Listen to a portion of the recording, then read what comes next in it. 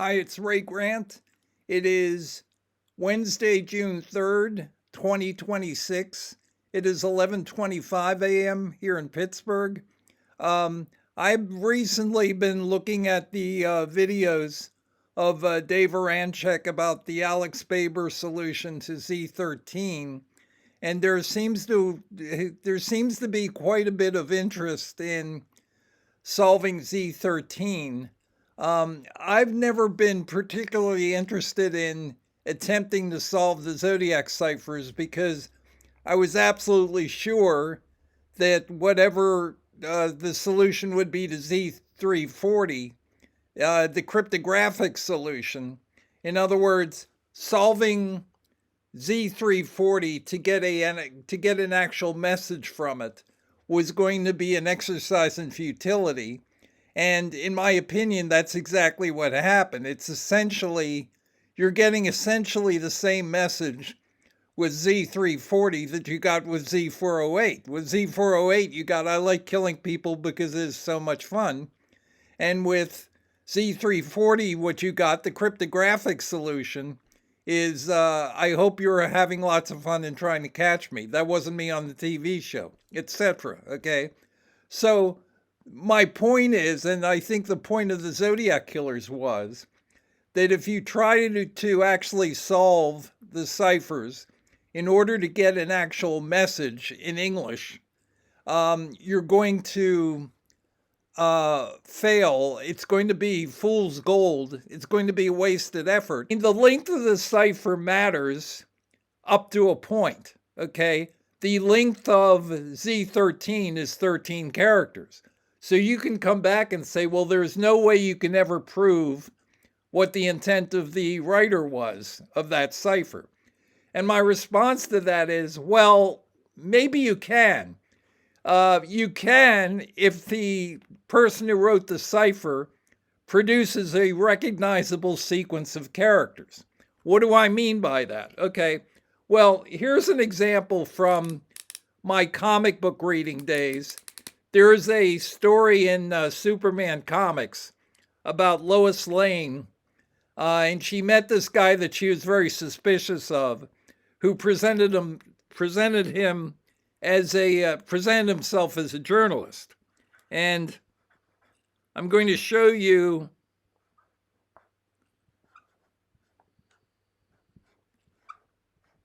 a cipher.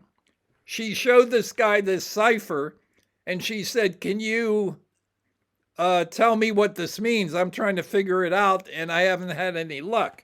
And I don't know if this is, it's Quart Uiop, okay? And the guy comes back and says, no, it doesn't make any sense to me. I don't know what it is, okay?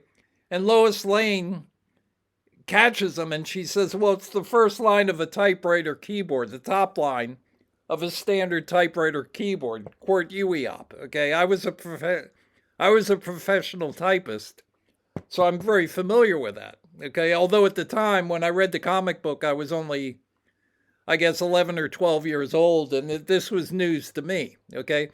But what I'm saying here is this code is a recognizable sequence, okay? It's a recognizable sequence of characters. Let me give you another example. If I can ever get my stuff together here.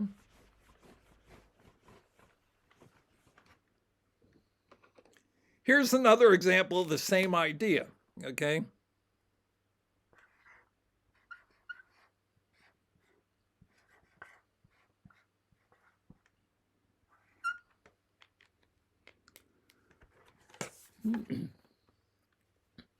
SMTWTFS,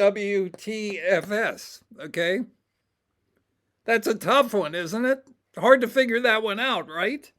It's Sunday, Monday, Tuesday, Wednesday, Thursday, Friday, Saturday. Okay? Recognizable sequence.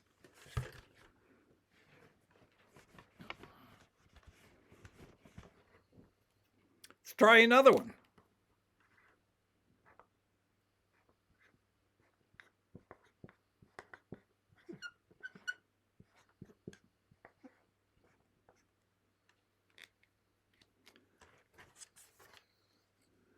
I call this Otficent, okay?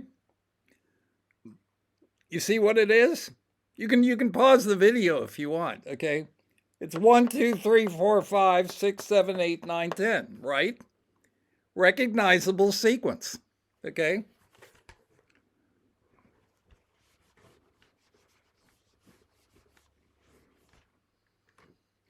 By the way, I'm a one-hit wonder in the Zodiac online community because there is one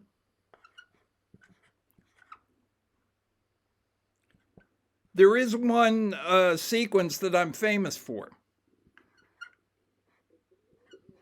And this is on, let me do this. This was actually mentioned long before I was ever posting online. It's on, this is my 1990, oops, well, something went down. This is my 1990 book, The Zodiac Murder Solved, a copy of it. And this is the back page of that book, which illustrates the pi to zodiac correlation. Okay? Even people who disagree with my theory say that they like the pi to zodiac correlation.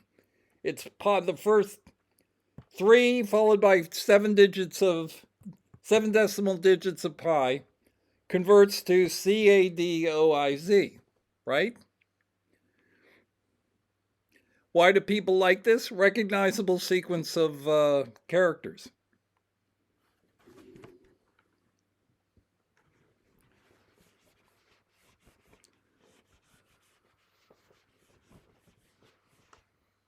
So, armed with this information now, what is Z13?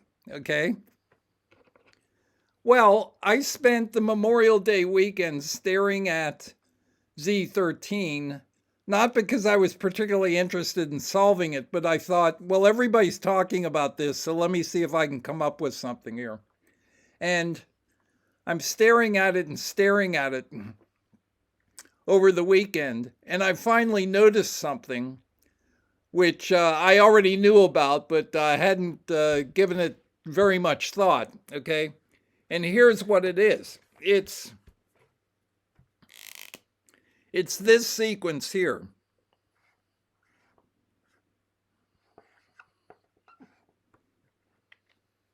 Oops.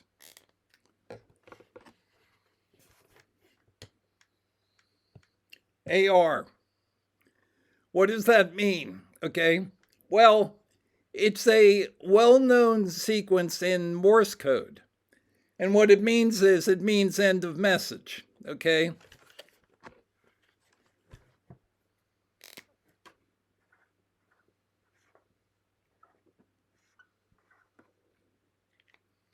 Here's what the sequence looks like in Morse code characters. It's dot dash dot dash dot. Dot dash dot dash dot. That's what it is. Okay? Now, do we see the sequence in Z13? Yes. It is disguised a little, but it's still the same sequence. Okay? Here's what it is. It's dot dash dot dash dot. Okay?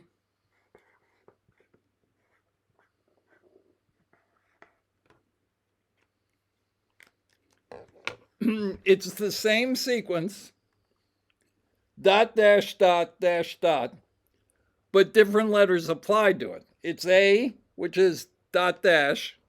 It's E, which is dot. Remember up here, A is dot dash, R is dot dash dot. Okay? Down here, A is dot dash, E is dot, and N is dash dot. Okay? So it's the same thing. End of message. End of message.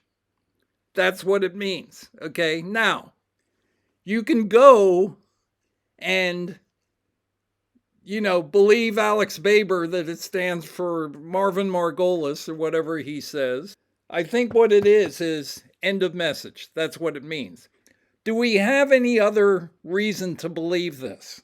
Is the question. And the answer to that is yes.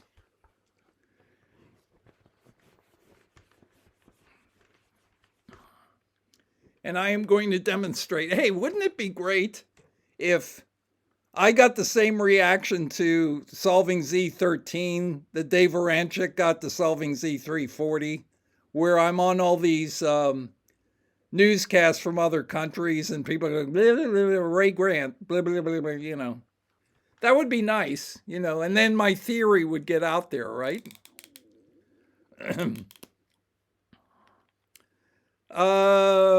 Any other reason? But yes, here's the reason.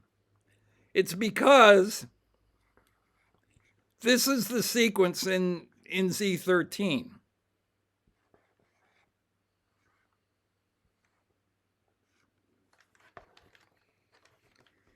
It's AEN Zodiac crosshairs. What do we know about Zodiac crosshairs? He usually puts it on the end when he sends a letter, and it's used as a signature, right? What does this mean exactly? It means the sequence is backwards. We are looking at something that is actually backwards. This is what the sequence is. So if this is the end of the message, and this is the signature, then the sequence apparently starts here and goes in this direction. Does that mean that we should do this? No, because what makes this say end of message is the Morse code sequence, not the letters. It's the actual sequence of Morse characters, dot dash dot dash dot, which makes this read end of message. Okay, so we don't want to mirror image the letters. What we want to do is mirror image the Morse code dots and dashes, right? Are you with me so far? Okay. We're going to get this sequence here, okay? And I have substituted ones and zeros for dots and dashes, okay? I'm using digital Morse code. I am using ones for the dashes. I'm using zeros for the dots, okay? It's what Gareth Penn refers to as binary Morse, okay? It's converting Morse code into binary math so that you can get numbers from letters. Okay, that's what the idea is. So the sequence is this. It's dash, dash, dash, dot, dot, dash, then the, whatever that is, the radian sign, the R, and then ignoring the eight balls for the moment, what we're going to get is dash, dash, dash, dot, dash, and then the zodiac sign signature, and then end of message. Okay? Are you with me so far? Are you following this? Okay? So, what do these numbers mean? Well, what they mean is this is in binary math, this is 9 plus 16 plus 32. So what do we, it's 32 plus 16 is 48 plus 9 is what? 57.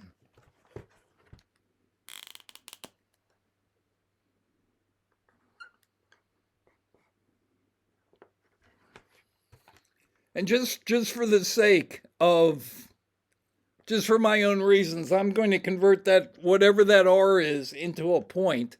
Decimal point, binary point, whatever you want to call it. I'm going to make that a point. What is this? This is 5. This is 8. Binary math. This is 16. So it's 16 plus 8 is 24 plus 5 is 29. So what we get is this. We're getting 57.29 Zodiac, end of message.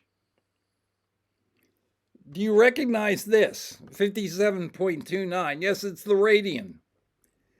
A radian is 57.29 degrees. It's an irrational number, so it just goes on forever like pi. Okay? I'm going to erase this, so do you follow this so far? You can always wind the tape back and look at it again if you want. Okay? He says my name is, but what I should just showed you isn't somebody's name. How is my name 57.29? Well, we know that the Zodiac Killer on July 26th, 1970, sent a letter, the end of which says, P.S. The Mount Diablo code concerns radians and the number of inches along the radians. Okay? So this should not come as much of a shock to anybody because he said the Mount Diablo code concerns radians. We're not exactly sure what code he's talking about when is he talking about the code that was in the Mount Diablo letter on June 26th? Or is he talking about the code that was in the April 20th, 1970 letter? Okay? I put it to you, I'm not sure what's in Z32. However, I put it to you that what is in Z13 is this. It's 57.29 degrees. So that would match up with what he's saying on July 26th, which is the Mount Diablo code concerns radians. Well, exactly. It's a presentation of the radian, okay? But how is it his name? That's the issue right now. Z13, which I say is a presentation of the radian angle, 57.29 degrees, that appears on April 20th, 1970. He mentions that the Mount Diablo code concerns radians on July 26, 1970. Is that significant? Yeah, I will point out the significance in a moment. The distance between those two dates is 97 days. So it's 10 days in April 20th. So April 21st, April 30th, that's 10 days. May is 31. June is 30, so that's 61 plus 10 is 71. Plus 26 days in July, it's 97 days. Okay? I will come back to this. Why does the Zodiac Killer say my name is before Z13 if it doesn't contain his name? Okay? And let me ask you a question. Have you gone to your local pharmacist lately? If you do go to the pharmacist or you go to a doctor's office, what's the first question they ask you? They ask you,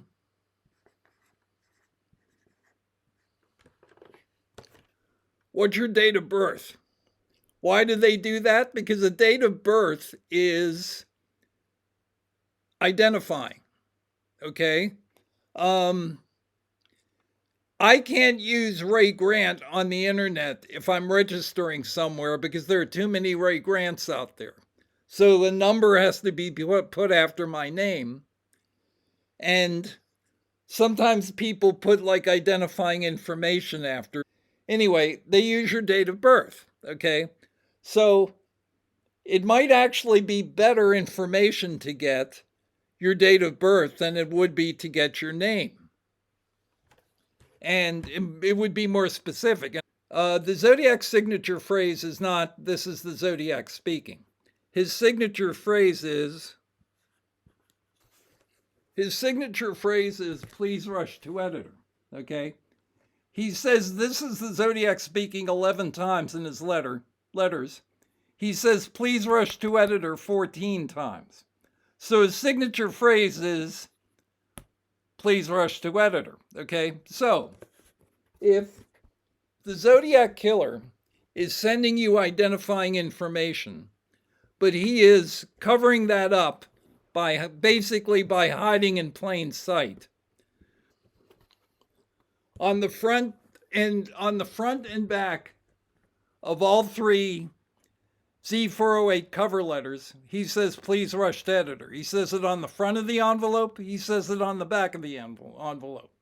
On the October, we don't have a copy of the, unfortunately, the San Francisco Examiner mailroom apparently threw out the envelope for the August 1969 letter, so we don't have that. It probably said this on it as well, but I can't prove that. However, the October 13th letter says, please rush to editor, please rush to editor. It says, please rush to editor on the front of the envelope, please rush to editor on the back of the envelope. Same thing with the November 8th, 1969 letter. Same thing with the November 9th, 1969 letter. So at least his first 6 envelopes that we still have contained like this signature phrase twice on the front and the back of the envelopes. Okay, now the next question is, what's the most identifying information that you can have about somebody? Well, it wouldn't be the person's DNA, because the person could have an identical twin. Okay, so, and if you have an identical twin, that twin has the same DNA that you have. Okay, so the most identifying thing that you could give somebody would be your social security number. You only have one of those. Okay, and we know what Michael O'Hare's, or I do at least, I know what Michael O'Hare's social security number is. It's 117-32-2128.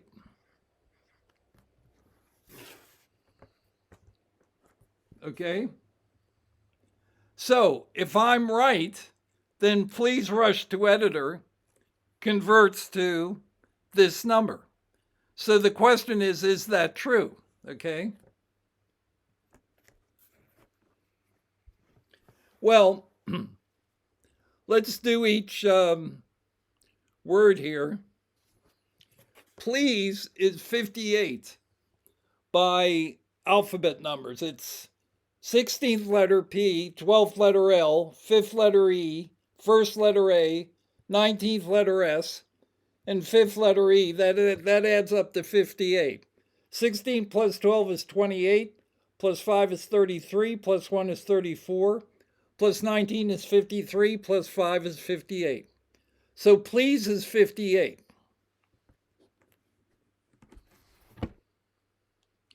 And rush is 66.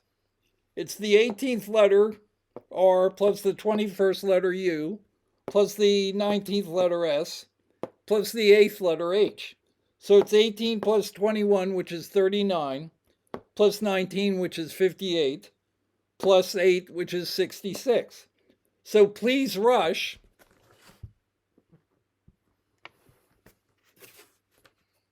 the answer is 11732. First 5 digits here, 11732, 11732. Okay, how about to editor? To editor goes like this. 20th letter, 15th letter is O. E is the 5th letter, D is the 4th letter, I is the 9th letter, T is the 20th letter, O is the 15th letter, R is the 18th letter. 20 plus 15 is 35, plus 5 is 40, plus 4 is 44, plus 9 is 53, plus 20 is 73, plus 15 is 88, plus 18 is 106. Okay? So to editor is 106. It's 212, right?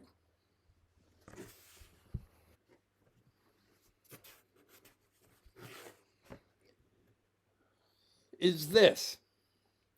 And it's the same as this. It's within 1 digit of this. Okay? Now, Social Security numbers I don't think they're kind of given out at random, so Does that mean that there are 10 people with this sequence in their SSN? Probably not, because some of those people are going to be dead, and some of those numbers haven't been, given to anybody. So it's a very small number of people that you're talking about here. And even if you can move this sequence one digit over, you're still just adding at most, you're adding like a small handful of people. So Michael O'Hare having this Social Security number, it puts him in a very small group that matches up to that phrase. I guarantee you that there are people out there who are going to object to what I just said, because they're going to say, well, you started with this and then you took this and you just worked back to your own conclusion. Well, what I actually did was I did a very straightforward conversion, basically saying if you take this, it converts in a straightforward manner to this, okay? But keep in mind that that is always true of any cryptographic deciphering, okay? And in point of fact, if you're going to recognize Dave Aranchek's deciphering of Z340 is correct, as I do, for example,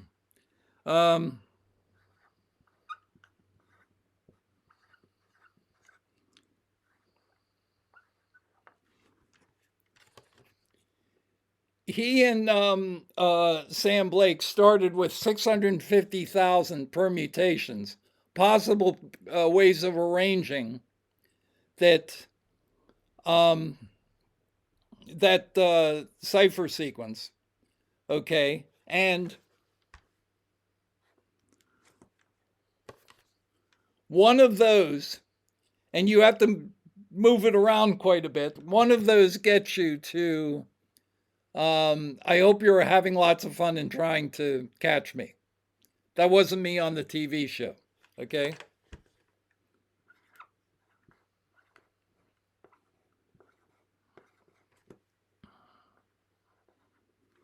However, there are 649,999 ways of looking at it, looking at that cipher, that won't get you to that message. So does that mean that this one is wrong? No. What it means is you're looking for a way to convert those symbols into a coherent message that has logic to it, that where these steps are simple and straightforward, okay? So this argument doesn't hold water. Yeah, you can say this until the cows come home. It still doesn't make the one any less correct, okay? And that's what I would say.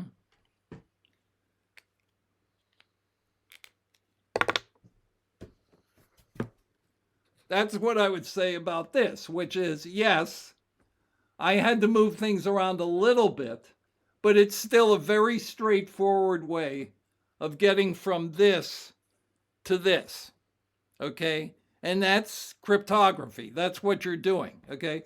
There are always going to be ways to interpret the ciphertext that don't lead to an answer, but what decides whether an answer is correct or not is whether you end up with a logical plaintext, and that plaintext can be arrived at through a very straightforward series of operations, a single operation or a series of operations, which I think is true of Dave's deciphering of Z340. Okay, so if you're going to come back and say, well, please rush to editor if you twist it around turns into his social security number, spare me, okay? That's the way you decipher ciphers. That's the way you change you're always going for that one out of the many, and there's no way around that. And that's why people do it, in fact, because it's a puzzle. Now, the reason I've gone back over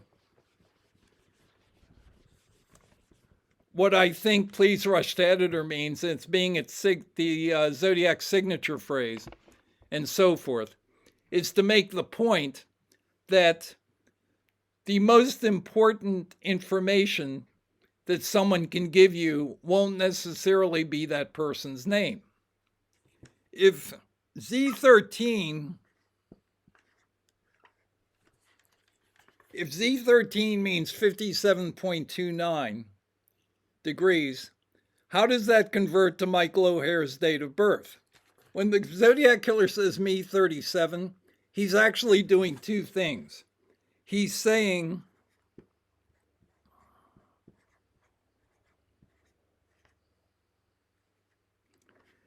I am 3.1415926, okay? But he is also saying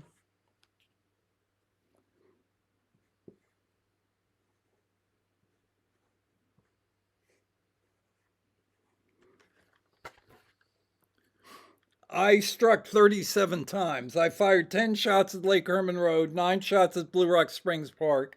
I stabbed the 2 victims at Lake Berryessa 17 times. And I fired 1 shot into Paul Stein's head.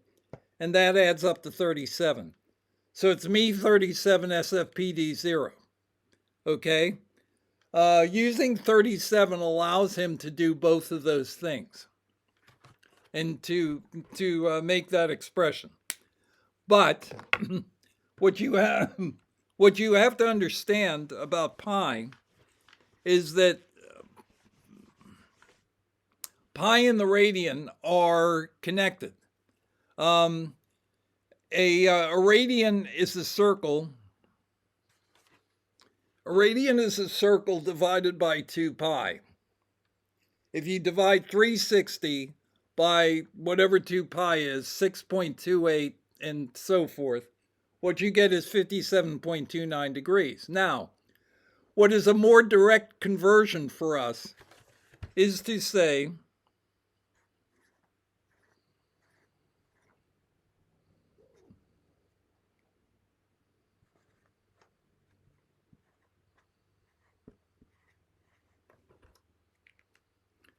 that a semicircle or a triangle, which is 180 degrees, or a straight line for that matter, 180 degrees divided by pi, divided by 3.1415926, and on and on and on, gives you another irrational number, 57.29, and on and on and on degrees, okay? So, a straight line or a semicircle divided by pi is a radian. And I will show you, let me show you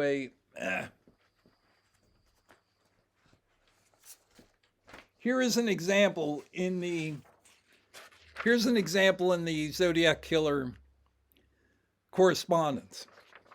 If you look at the Sierra Club card, you will note that the same hole puncher probably that they used to create the hole card on October 5th, 1970, they used to punch a hole in the Sierra Club card. When I talked to Roy Conway in the fall of, and George Baywart, in the fall of 1991, and I had several very long conversations with them, but one of the things that Roy Conway pointed out, he said, do you see this hole in the Sierra Club card? He says there were multiple police agencies in Lake Tahoe in March of 1971. And they're outside the Forest Pines condominium. And they were trying to figure out where that hole was in the landscape. In other words, they figured that Donna Lass had been buried there. And they were trying to figure out where her burial location was. So they were trying to pinpoint the location of the punched card. What you will notice, though, whoever sent the card has run a hole puncher along the top and along the left-hand side of the card. Why does he do this? He does it to make the point that a straight edge and a semicircle have the same number of degrees. In other words, the top and side of the card is 180 degrees. It's a straight line, okay? And the a hole puncher doesn't, well, I guess it doesn't usually punch out 180 degrees if you're doing it along an edge, but that's the idea. It's a semicircle. So both a straight line and a semicircle are 180 degrees, and so is a triangle. A triangle is 180 degrees, okay? So 180 degrees is a geometric metaphor for somebody's secret identity, okay? If the Roman god Janus had two faces which pointed in the opposite directions, okay? So if you were given a clue as to how to get to the other person's face, such as the radian here, 57.29 degrees, all you would then have to do is subtract that amount from 180 degrees and about face, and it would give you the identity of the other person, okay? And in this case, his date of birth, okay? So the idea being that if I'm facing you and I have another face which points in the opposite direction, you're only going to be able to see that face if it turns 180 degrees. That's why I mentioned Linda Blair in The Exorcist. And Mike Butterfield comes back and he says, well, her head rotates 360 degrees. Yes, but what people took particular note at when the movie came out, he was still learning potty training back then. But I remember when the movie came out, and people cared about the fact that the Linda Blair character could look directly backwards, okay? That her head could turn 180 degrees. That was the idea. So when you're looking directly at Clark Kent, you don't see the Superman face because it's pointed away from you. When you go 180 degrees, then you can see Superman. Same thing with Batman. You can see Batman's face. Then when it turns 180 degrees, you can see Bruce Wayne's face. This is also true of serial killers because serial killers also have secret identities. They're supervillains, in effect, okay? So, for example, when you look at Seattle Ted's face and it turns 180 degrees toward, in your direction, then you can see Ted Bundy's face. His face is then revealed. Same thing with the BTK killer. 180 degree turn, you can see Dennis Rader.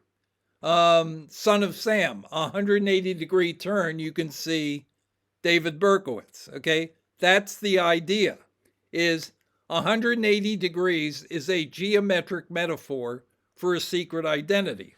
So if you start with 57.29 degrees and you then subtract it from 180 degrees,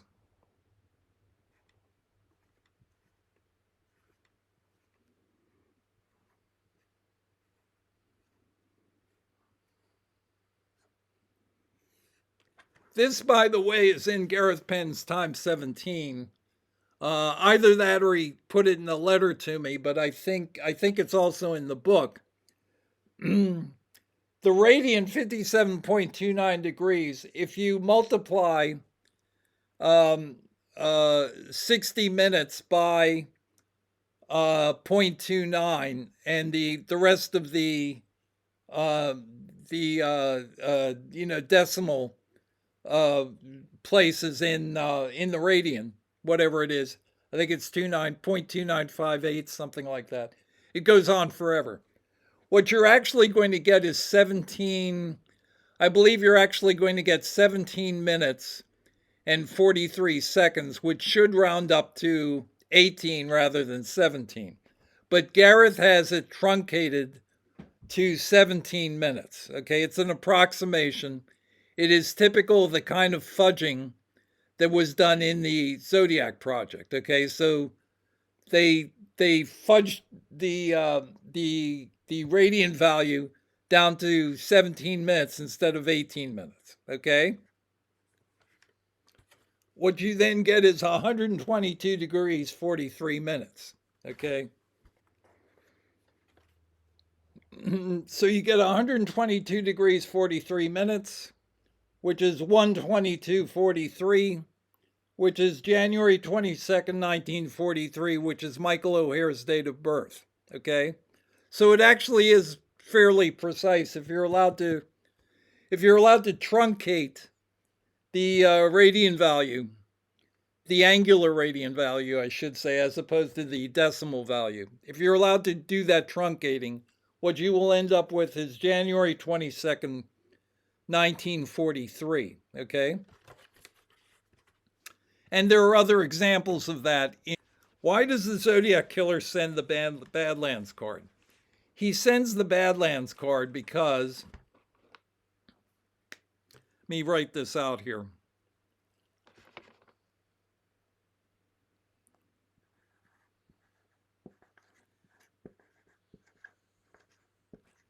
He sends the Badlands card because of the Badlands movie by Terrence Malick. Okay? And Badlands, although Badlands is basically about the Charles Starkweather murder spree back in, I guess, late 1957, early 1958. That's what the movie is about. Okay? So the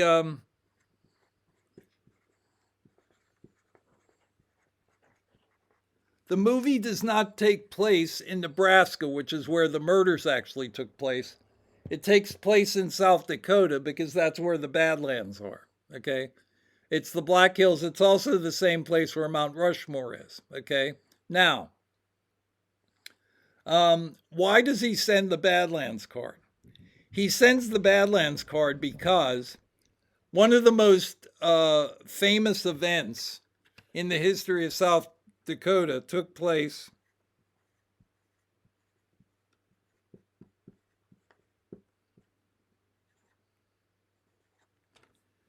it took place in Spearfish, South Dakota. Okay? And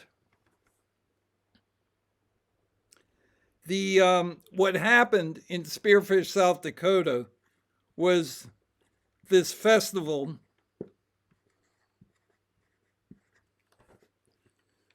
I think it happens every year. It's called the Chinook Days.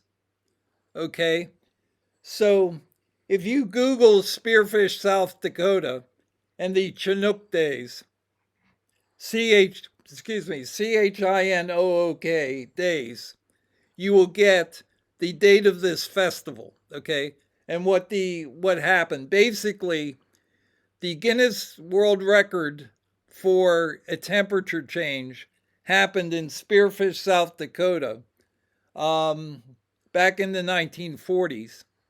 And what happened was the temperature went from 44 degrees below zero to 45 degrees Fahrenheit in 2 minutes. And then it went up to, I believe it went up to 58 degrees. Was it? No, 54 degrees. And then it dropped in 2 hours later, it dropped from 54 degrees back down to -4 in 27 minutes. Okay. So it's the Guinness World Record for the highest, the most sudden temperature rise and the most sudden temperature fall in history. Okay, and what I want you to do is I want you all to Google Spearfish, South Dakota. Stop the video. Google Spearfish, South Dakota Chinook Days. Okay, and what you're going to find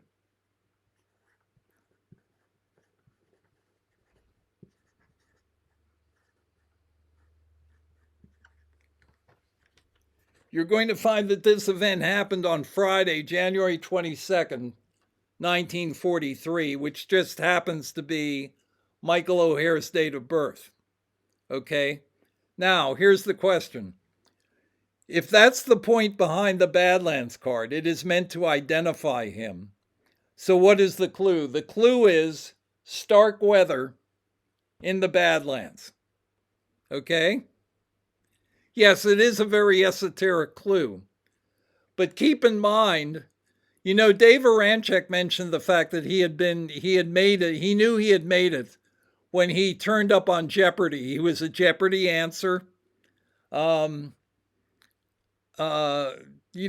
he solved Z340. Well, believe it or not, this is also turned up on Jeopardy.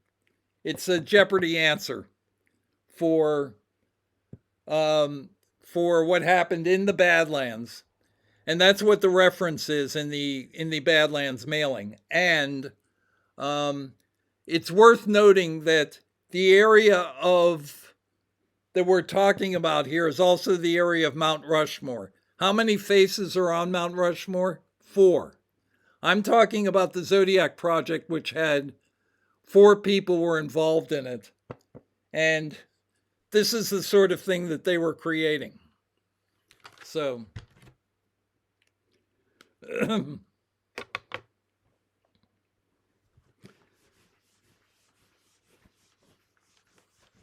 right, let's go back to Z13.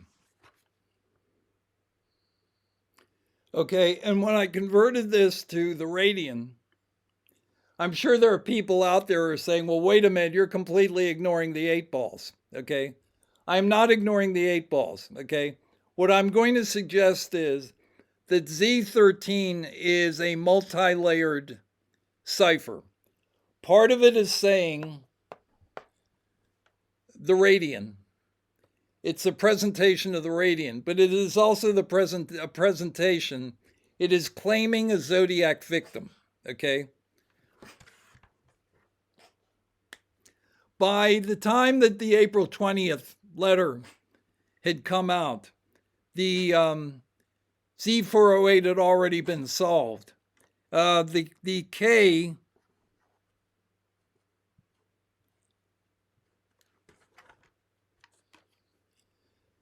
K figure in the K symbol in Z408 translates to S.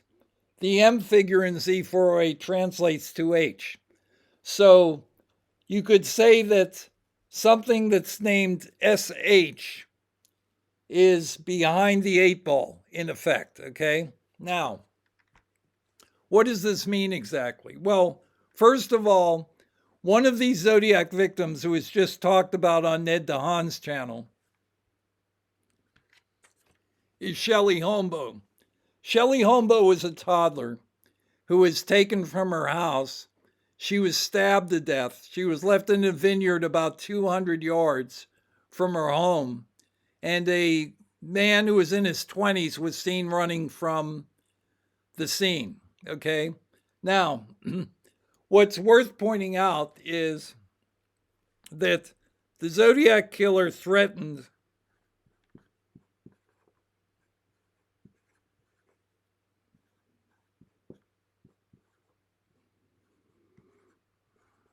to start killing little kids in his mailing of October 13th, 1969. Shelley Holmbo was murdered October 19th, 1969. So 6 days after the initial threat, the Zodiacs killed a little kid. Okay, now let's talk about why Shelley Holmbo was targeted. It's because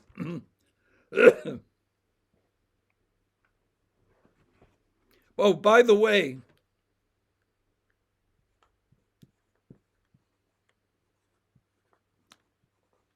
parenthetically, October 19th, 1969 was UPenn's 56th birthday. He was born October 19th, 1913. Okay, so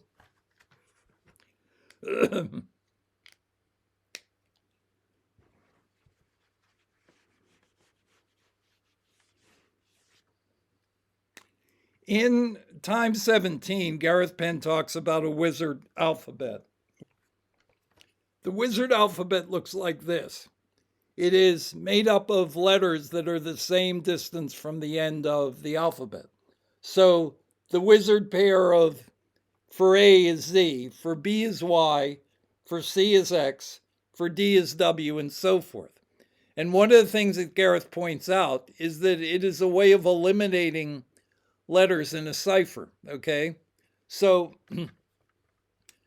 you will notice that there are 13 pairs of wizard letters, and the Z13 ciphers 13 letters is 13 characters long. Okay, you will also notice that one of the pairs, the eighth pair, is HS. Shelley Holmboe had the misfortune of having SH as both her initials, as Shelley Holmboe, and as the first two letters of her first name, SH. Okay? So, in that sense, Shelley Holmboe was a kind of living wizard pair. Why is she surrounded by, so she was marked for death, in effect. She was behind the eight ball. HS is the eighth letter in the wizard sequence, which is why she is behind the eight ball. Okay? It's because A is the first, B is the second, C is the third. H is the eighth letter in the wizard sequence. So, in that sense, Shelley Holmboe was doomed. She was behind the eight ball. Okay? Her initials and the first two letters of her first name targeted her for death. Now, there are other reasons to believe that she was a designated Zodiac victim, one of which is her name contains the same word that David Faraday's name contains and Darlene Ferrin's name contains, which is Easter. This is Shelley in Morse code. This is Easter in Morse code. Easter is contained within her first name, just as it is with David Faraday. It's actually, with David Faraday, Easter is within David. With Darlene Ferrin, it's actually within Ferrin. But all three names contain this word Easter. And I'm guessing, I don't know what the numbers are on this, but I'm guessing that if you have 50 people, something like this, if you have 50 people, one of them will have the name Easter within his name. So it's like maybe 2% of the population, something like that. So here you have three Zodiac victims who all have the name Easter. Not all of them do. Not all the victims do have the name Easter. But the two that are paired in Vallejo and Shelley Holmboe have the word Easter. Why else would they target Shelley Holmboe? Well, one reason is that one of the themes of the Zodiac murders is that it was based upon the terminus ceremony in ancient Rome, which took place on February 23rd. And they used 223 as partly as a symbol both for life and for death. Life is death. And 223, life is 223 because every human cell contains 46 chromosomes. 23 are donated by the mother, 23 are donated by the father. So life itself can be said to be presented by 223. And Shelley Holmboe was a 23-month-old toddler, okay? The question is, why were they interested in killing little kids? And the reason is that in pagan society, like ancient Rome, with the terminus event, little kids tended to be sacrificed. Why? Because they were the least valuable members of society. And the least valuable member of any agrarian society was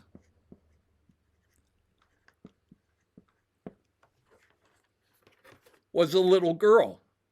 Okay, unfortunately. Okay. And the one thing of value that a little girl had was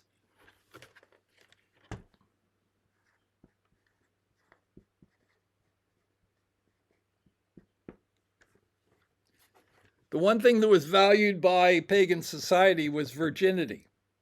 Because if you were a virgin, your husband could be sure that he was, passing on his line when he impregnated you, right? Okay.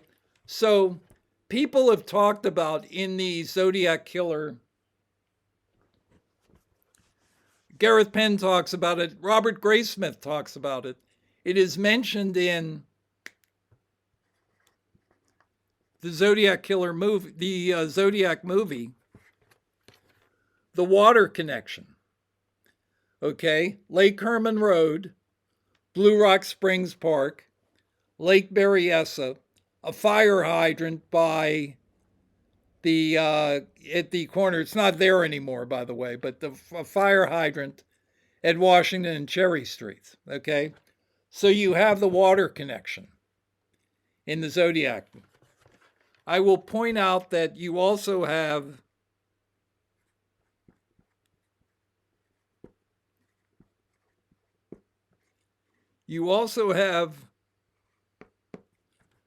the little girl virgin connection in the Zodiac murders, okay? There's a Jan and Dean song. I don't know if it's Surf City. I think it is Surf City, I'm not sure. But the lyrics say, she's not very cherry, she's an oldie but a goodie, okay? So the word cherry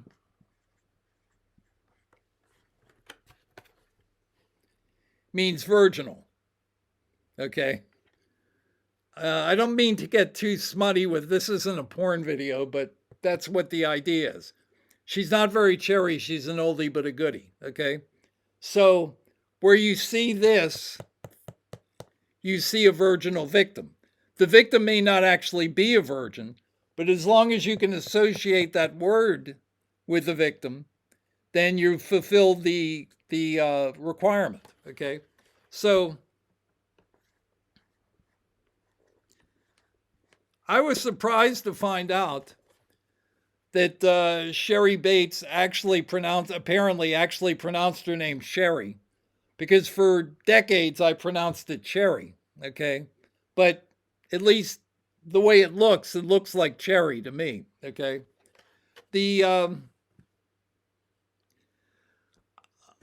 I don't know for sure that the two victims at Lake Herman Road were virgins, but I would put money on it, okay? Darlene Ferrin lived on Virginia Avenue, and she had just come back. She lived on Virginia Avenue. She had just come back from a trip to the Virgin Islands, okay?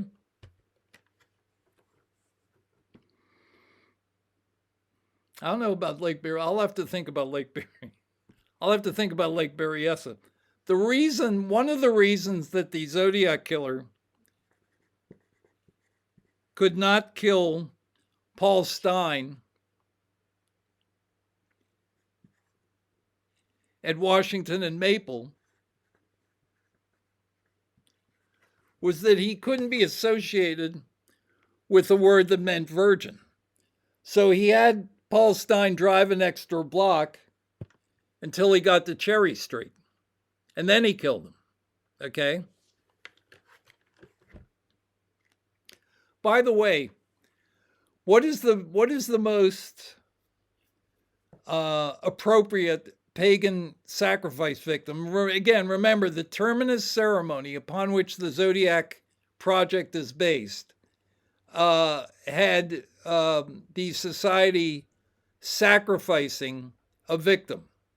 Okay, well, except that I think they sacrificed animals in the terminus ceremony. The Zodiacs sacrificed human beings. Gareth Penn says in Time 17, he talks about the place of sacrifice at the LHR murders. He also says in Case Reopened that when the Zodiac was picked up by Paul Stein, that he was transported by he was creating a sacrifice. I have never heard anyone discussing a serial murder case where they started talking about the victims as sacrifices. The only person I've ever seen do that was Gareth Penn. But the typical sacrifice victim, if it was a human sacrifice, like in the Middle Ages in Europe, the typical victim would be a young girl because, again, she was the least valuable person to society. They were sacrificing to the gods so that the next harvest would be a good one, okay? So a young girl, a virginal girl, was sacrificed. That was her value. Her only value was the fact that she was virginal. In other words, she would be a lass, okay? So maybe the Zodiacs might be looking for a victim that could be termed that way, a lass. All right. So what you have is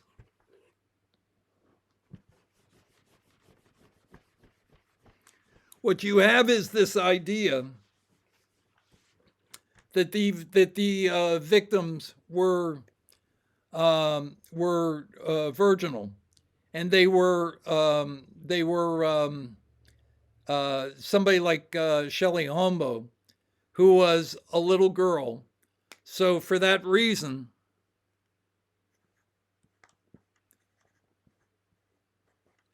she was an appropriate victim, and both because of her name and because of her youth. And for that reason, by the way, at some point, because they were acting out, they were doing a performance art version of the pagan sacrifice.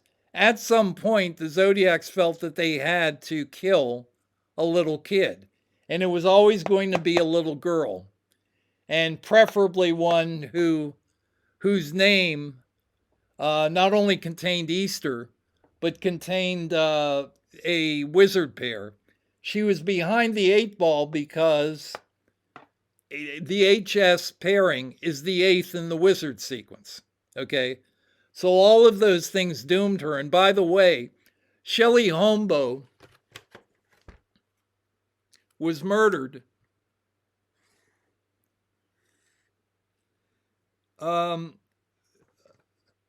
VABM 3849, which is the peak of Mount Diablo. It's the USGS benchmark at Mount Diablo.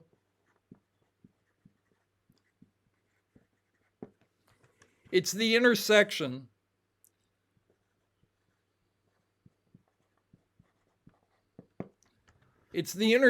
of the Mount Diablo baseline and the Mount Diablo meridian, okay? And where Shelley Hombo was murdered in Los Gatos was roughly a block from the Mount Diablo meridian, okay? So part of what the murder of Shelley Hombo does is what the sacrifice, usually of, I think always of animals in ancient Rome, in the terminus ceremony, okay, which is to consecrate the terminus stones, which were the property markers in ancient Rome, and you could say, I suppose, that they were the equivalent of modern day USGS benchmarks, okay? And the Zodiacs used USGS benchmarks, okay? So that's what the idea was. The idea was that you had this overlapping message in Z13. Part of the message is just to say it's Iranian, which identifies Michael O'Hare. Part of the message is to identify Shelley Holmbo as a victim. Now remember,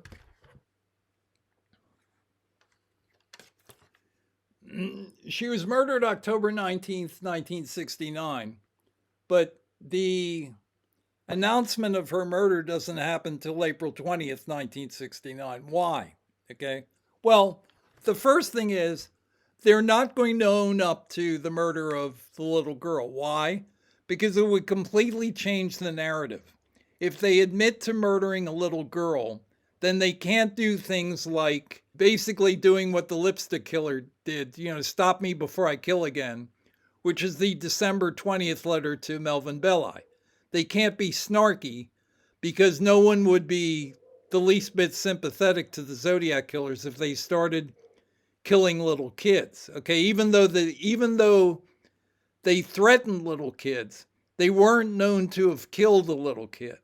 And it's my sense of what they were doing that they decided that they wanted to maintain the snarkiness and to be able to be snarky with the police and the public. And doing that meant that they couldn't announce the Shelley Holmbo murder. So almost immediately after the murders in the letter of November 9th, 1969, they said, we are not going to tell you, who we killed. And in fact, in the April 20th letter, what they say is, P.S. I hope you have fun trying to figure out who I killed. Well, basically what that told you was that they had killed somebody and they hadn't told you who that person was. The first victim count is accurate. He says, up to the end of October, I've killed 7 people, and that's accurate. It's Bates, Faraday, Jensen, Farron, Shepard, Stein, and Shelley Holmbo. So why do they wait until April 20th to at least give this very cryptic admission of having killed Shelley Holmbo? It's because from October 19th, 1969 to April 20th, 1970 is roughly 180 days. So what you get the big reveal after 180. Why? Because 180 degrees is a geometric metaphor for a secret identity. And also, we see this with the loose leaf letters in Riverside. The loose leaf letters, Sherry Bates was murdered October 30th, 1966. The loose leaf letters, which are, they were postmarked April 30th, 1967, which was exactly 6 months afterwards, roughly 180 days after the murder, because it's the big reveal. So that explains the timing of it. Here's something else that's worth thinking about. The Z13 appears on April 30th, 1970. And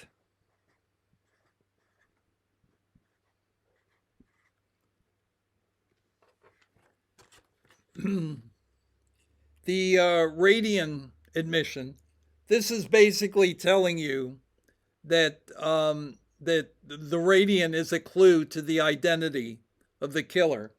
And they come out and say this in the July 17th July 26, 1970 letter. Okay, why did they wait that long? Well, again,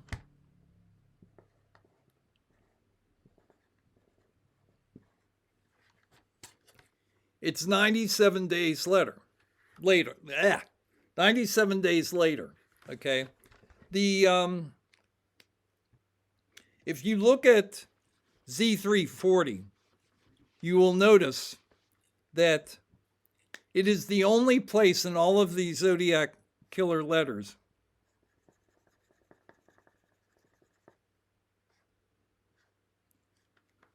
where, in all the ciphers, where the killer, instead of just starting over and doing another grid, he crosses out a symbol, whatever that was, and puts in a backward K.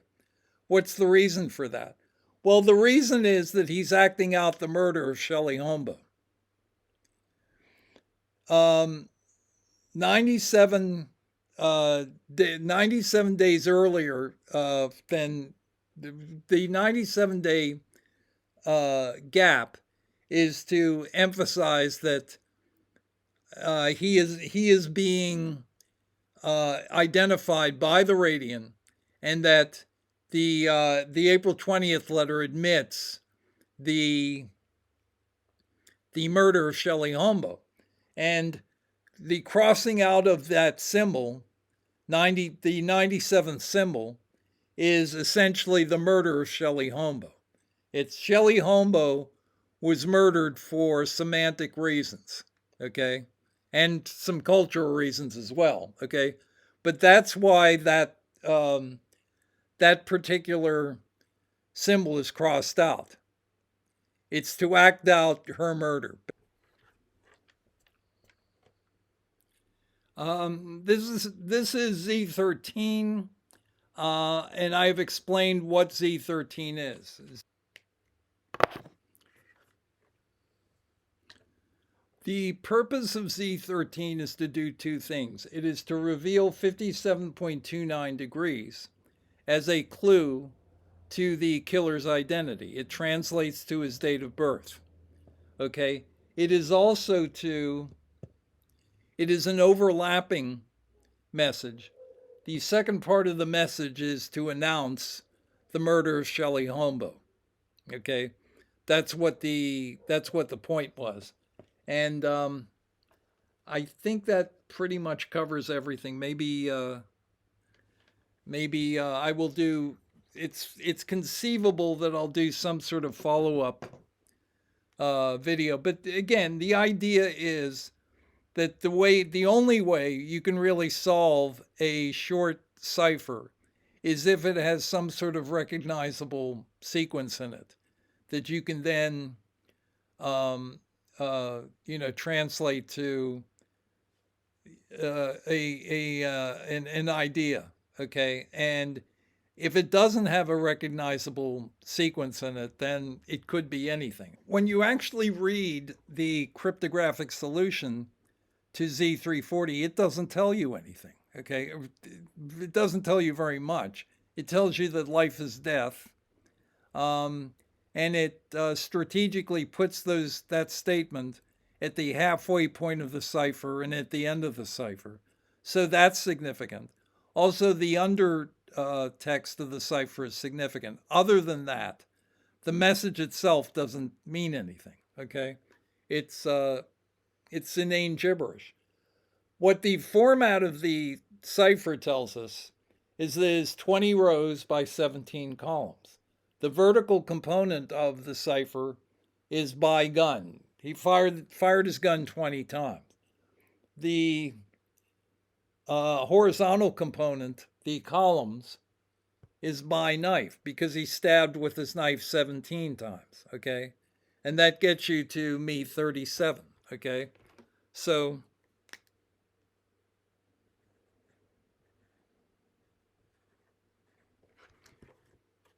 the idea behind me 37 is he struck 37 times without the police laying a glove on him. He can be associated with pi. And as the other thing I pointed out is that Gareth Penn points out is that pi converts to a form of Michael O'Hare's name. The first initial followed by his last name backwards. Okay. So also, I should point out that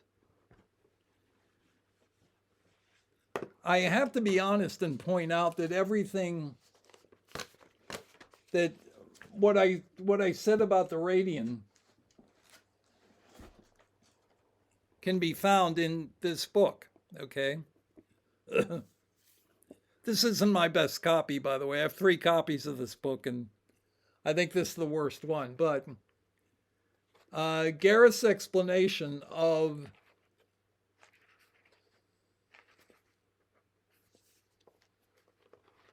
the 13-character cipher is essentially the same as mine as far as the radian goes. And I just sort of rediscovered it over the weekend when I was looking at AEN.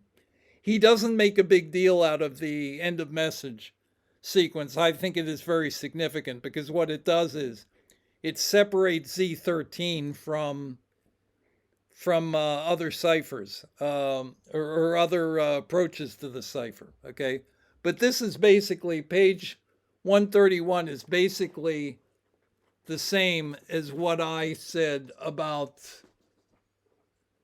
the radian aspect of the cipher. The stuff about Shelley Holmbo is my own contribution to it. Okay, so I don't want to plagiarize what Gareth said. Gareth said that in a book from 1987. So I read that I guess 39 years ago. So apparently it finally had an impact on me. Well, I noticed it at the time. I didn't realize that how significant it was. And now that people are paying attention to Z13, and I stared at it and I said, oh, wait a minute, that's the end of message sequence. When I saw AEN, I said, that's the end of message sequence. And then I went back and looked at time 17. And I said to myself, okay, Gareth says all of this, what I'm saying here. And as I said, it is an overlapping message that also claims the murder of Shelley Holmbo with the 8 balls in the S8. So that's my solution to Z13. And as I said, I think it is much more direct and it makes more sense than the ones that have been offered so far. And, if anybody, people have a problem, I will probably post this to Tom Voigt's board. But if you don't post on that board or you would like to talk to me more directly, you can do that by emailing me at raygrant.tzms@gmail.com. And, we can take it from there. Anyway, that's all I have for the moment. And, I will, let's see if this has any impact whatsoever, if not, at least I tried. Okay. So, all right. Thanks for watching. Thank you.